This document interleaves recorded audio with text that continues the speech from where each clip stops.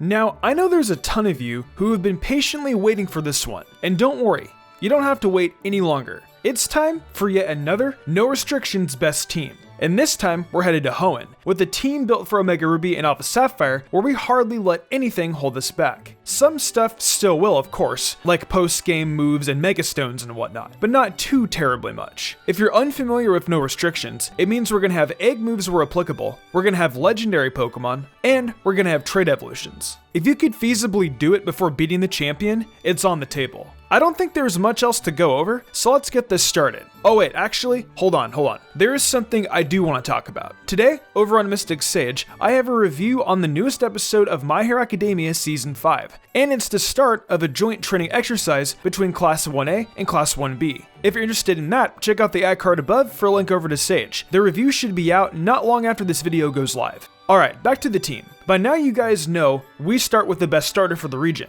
And of course, it is Swampert and Omega Ruby and Alpha Sapphire. It's the best ground and water type in the game, so it makes a ton of sense to use it from the get-go. Mudkip will evolve into Marshtomp at level 16, and then in the Swampert at level 36. And then after you run into Steven outside Fort Tree City, you'll receive the Swampertite, which will enable you to Mega Evolve. Swampert on its own has base 110 attack and 85 special attack, so it's clear it's a real physical attacker. When it Mega Evolves, boy does it get good when it hits base 150 and it gains Swift Swim. So if it's raining, you'll be outspeeding plenty of Pokemon. It's a great starter Pokemon across all generations, and even if we still run Surf on it, it's really no big deal.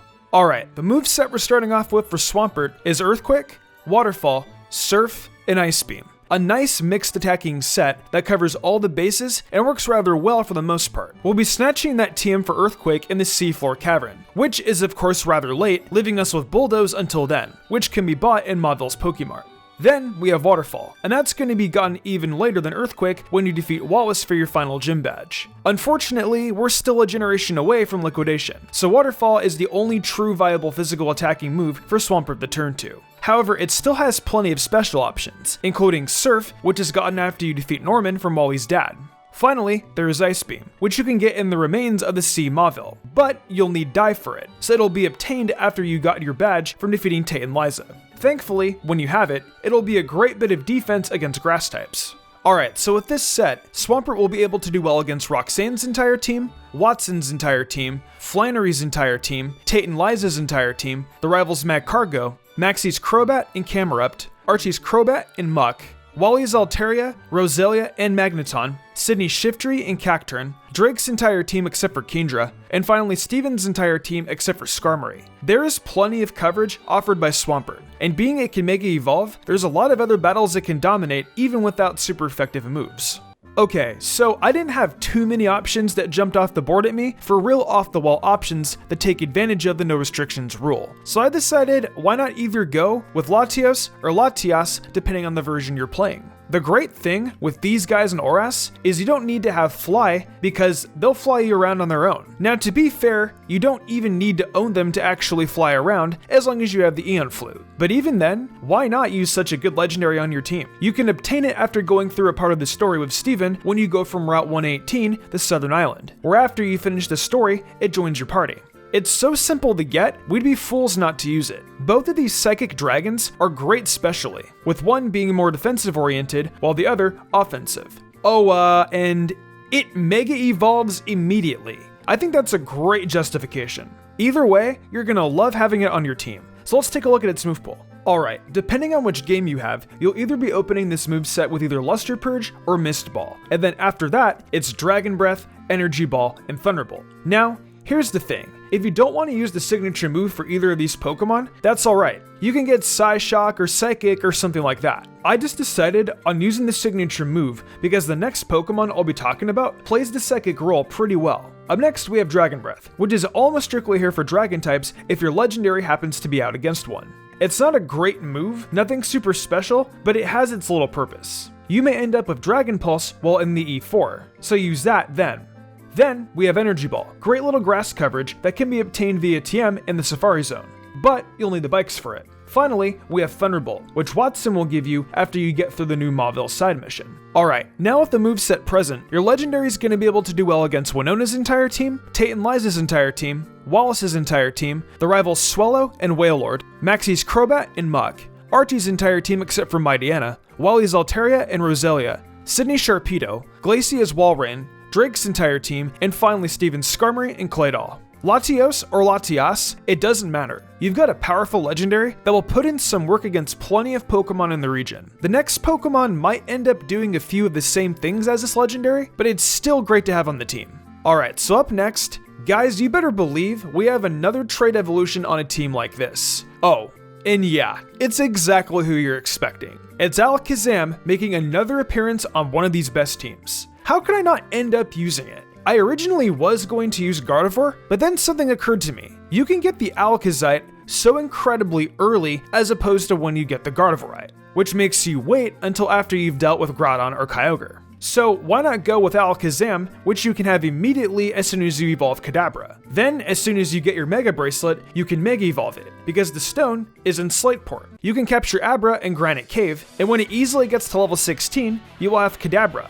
And then boom, trade it and you have Alakazam.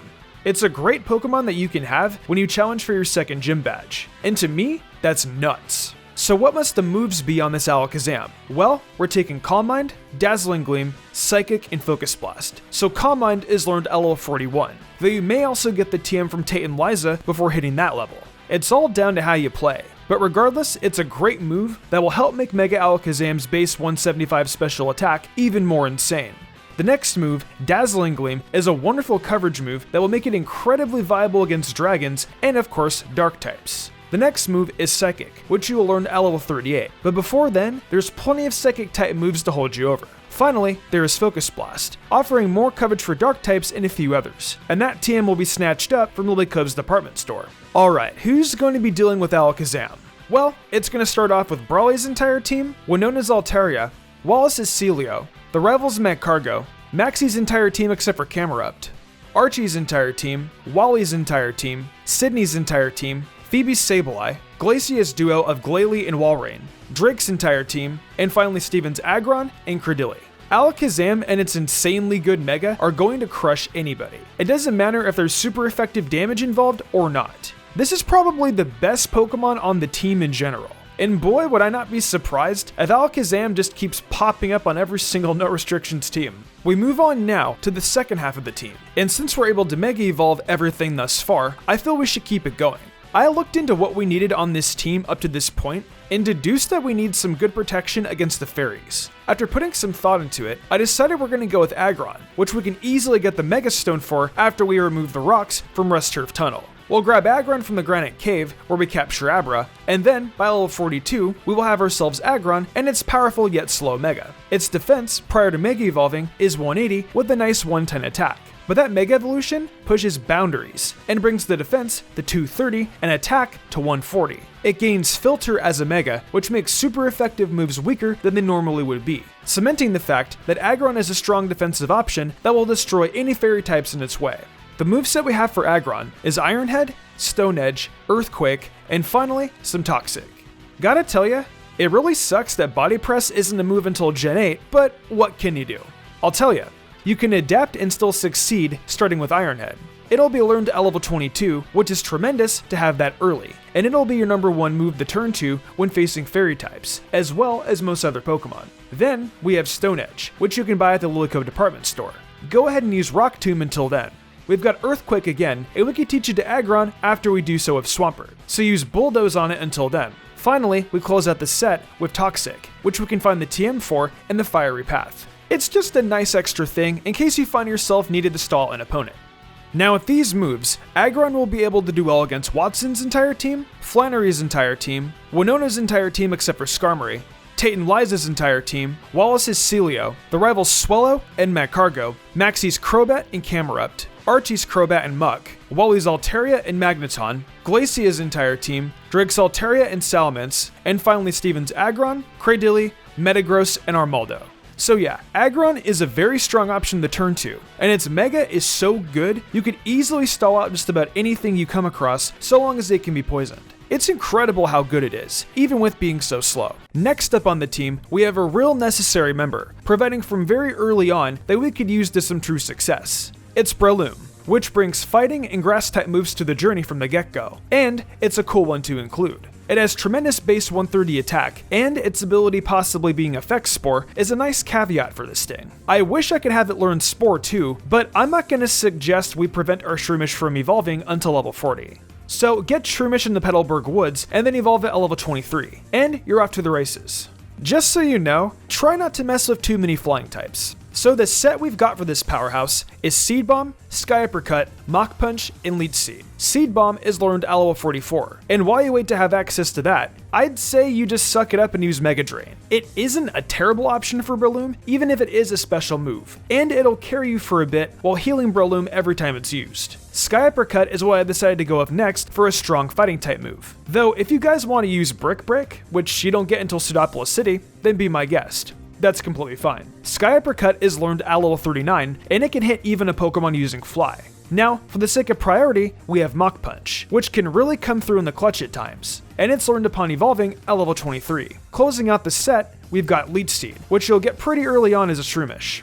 Breloom is going to be using these moves to do well against Roxanne's entire team, Norman's entire team, Tate and Liza's entire team, but, you know, watch out, Wallace's entire team, the rivals Magcargo and Wailord, Maxie's Mightyena, Archie's Mightyena and Sharpedo, Wally's Delcatty and Magneton, Sydney's entire team, Glacia's duo of Glalie and Walrein, and finally Steven's Claydol, Agron, and Cradily. Breloom's set here will cover important battles, but especially the one with Norman. It'll still be a bit of a challenge, but it can overcome for sure, and Breloom's presence makes it a lot easier. Alright, let's close out this best team with one I had on my original best team for Ruby, Sapphire, and Emerald. This time making an appearance here in ORAS, possibly to do even better. It's Exploud, and it brings its powerful move pool to the main stage.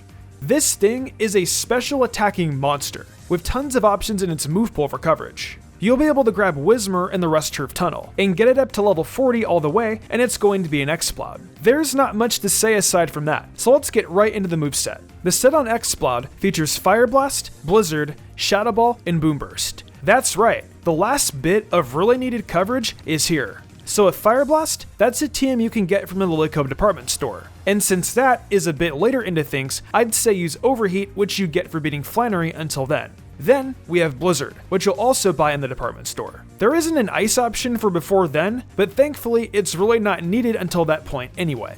Next, there's Shadow Ball, which you'll find on Mount Pyre, and that's of course a great move to have on any normal type. Finally, we close out with Boom Burst, which we will be heart scaling back onto Exploud in Fall Arbor Town. Boom Burst is going to shoot up to 210 base power with Stab, and that's just too good to pass up on. It's gonna hammer mostly anything. So with these moves, Exploud is going to be able to do well against Winona's entire team except for Pelipper, Tate and Liza's entire team, Brendan's Swallow and Sceptile, Wally's entire team except for Delcatty, Sydney's Cacturn and Shiftry, Phoebe's entire team, Glacia's entire team except for Walrein, Drake's entire team except for Kingdra, and finally Steven's Skarmory, Claydol, Cradily, and Metagross. So Exploud really dominates when you get to the Elite Four, like big time. But you gotta remember that there will be a ton of battles where Boom Burst is going to be doing massive neutral damage to opponents. It's not a move worth sleeping on. Well, that's going to do it for the best team no restrictions for Hoenn. I felt super glad to finally get to make one of these teams with the physical special split involved. And of course, having most of the team Mega Evolve is awesome too. As you guys can probably tell, next time I'll be jumping into Generation 4. But this is probably a team that will stick in my mind for a while. Man, talk about a great one. Let me know down below what you guys think about it. I'd love to hear. So with that said, thank you to everyone for watching the video. Huge thanks to my phenomenal team and the amazing art done each week by Danny the Demon. I couldn't do all this without them. If you all enjoyed the video and want to see more content like this, be sure to leave a like, subscribe, and hit that notification bell. Be sure to leave a comment too, as it really helps us out. I also do other content on my Twitch, where I stream Genshin Impact, Mystic Zora, where I do Pokemon Let's Plays and other gaming content, and of course MysticSage, where I do all anime content. Right now, I'm focusing on Inuyasha and Yashahime, so if you're interested in that, be sure to check it out. If you'd like to support me even further than that, check out my Patreon. Whether it's a $1 tip to get early thumbnail access, or the $10 tier to get cool perler bead charms and a shout out. There's tons of reasons to join today. These lovely people did, and I thank them all so much for their support. It really means the world to me. I think I'm gonna wrap this up though. I'm Mr. Umbreon, and I will see you all next time with some more amazing Pokemon content.